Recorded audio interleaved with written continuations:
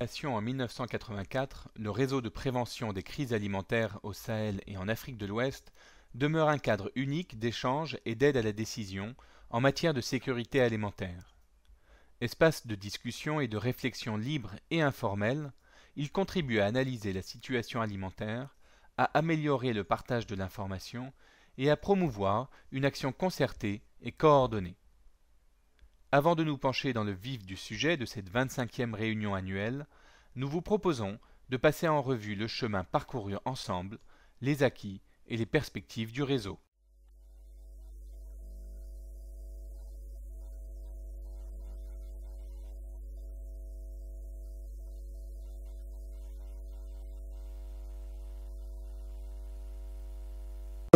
La préoccupation de l'époque, c'était vraiment comment faire en sorte que y ait un consensus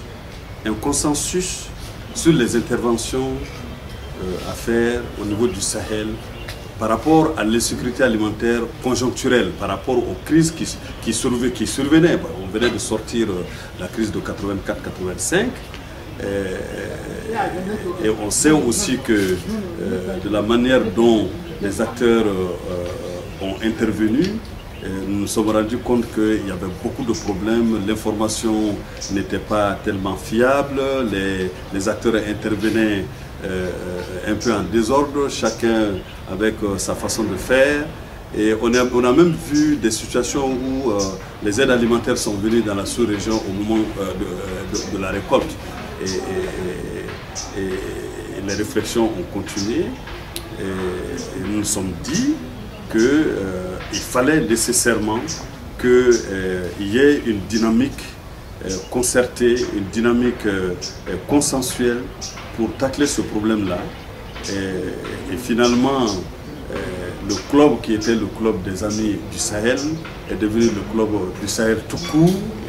Et nous avons dit, bon, il faut que nous puissions initier un processus de dialogue et de franchise dans les débats. Il fallait qu'on mette les bases de la certification de l'information fiable pour déterminer qu'est-ce qu'il faut faire, soit durant une situation de crise ou bien une situation d'excédent.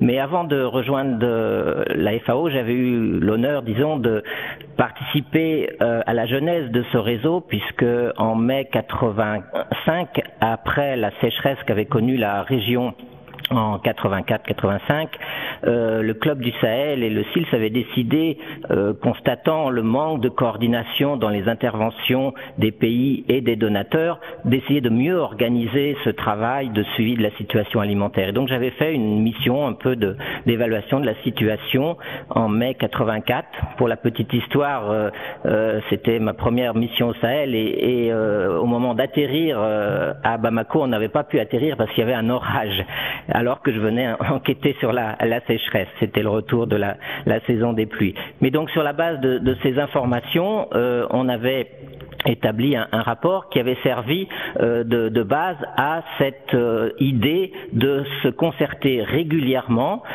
entre pays du Sahel et pays donateurs et autres intervenants sur les questions de sécurité alimentaire pour faire le point sur la situation très rapidement, c'est-à-dire que dès les évaluations de récolte, des évaluations de la situation alimentaire en octobre, on avait l'idée de se réunir au mois de novembre, début décembre, pour faire le point de la situation et prendre des décisions rapides. Ça a été un peu la genèse de ce réseau, un travail de concertation très rapidement après les évaluations et de prise de décision pour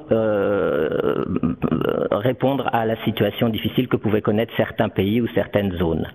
If you look back at the origins of the network, you'll recall that after the drought in 1983-84, there was a great deal of food aid that arrived in 1985.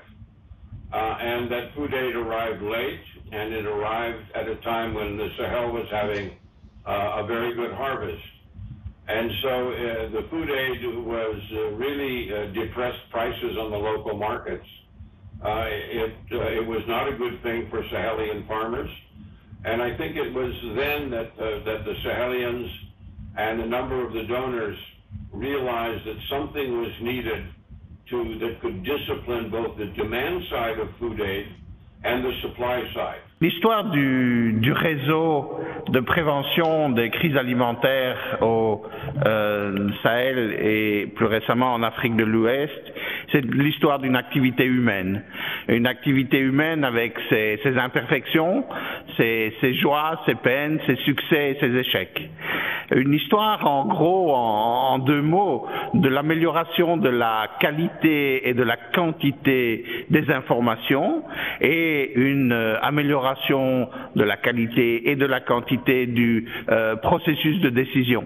On est parti d'une situation où il fallait améliorer les quelques informations sur les récoltes de produits céréaliers afin de permettre aux bailleurs de fournir l'aide alimentaire nécessaire, à une situation aujourd'hui où on collecte, analyse et traite diverses informations beaucoup plus complexes relatives à la sécurité alimentaire et qui sont destinées à permettre à des autorités nationales, régionales et aussi aux partenaires de prendre des décisions pour permettre d'améliorer la sécurité alimentaire dans la région.